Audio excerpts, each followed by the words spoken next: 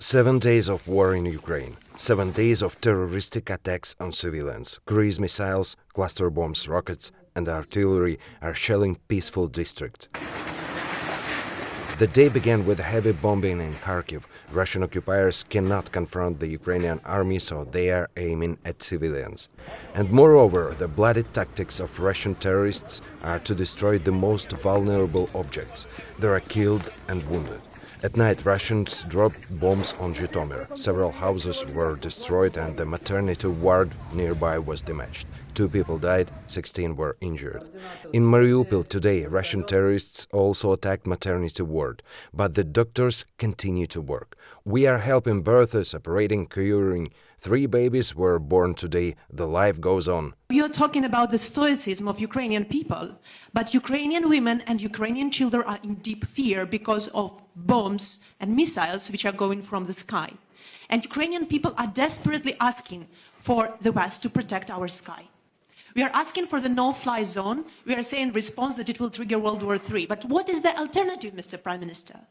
To observe how our children are, instead of planes, are protecting NATO from the missiles and bombs? What's the alternative for the no-fly zone?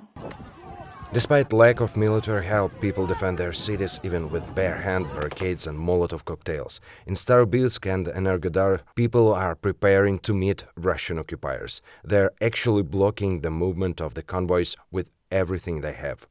In Konotop, Sumy region, armed Russian terrorists were surrounded by locals shouting, "Shame!" The occupiers proposed an ultimatum: either the civilians surrender or they will be covered with bombs. People refused to surrender and decided to fight. The occupiers themselves are not too brave to fight with the army. More and more evidences of the undamaged vehicles left by Russians who ran away. The world reacted to the opportunity to join Foreign Legion of Ukraine. Georgian and Belarusian warriors have already started their duty.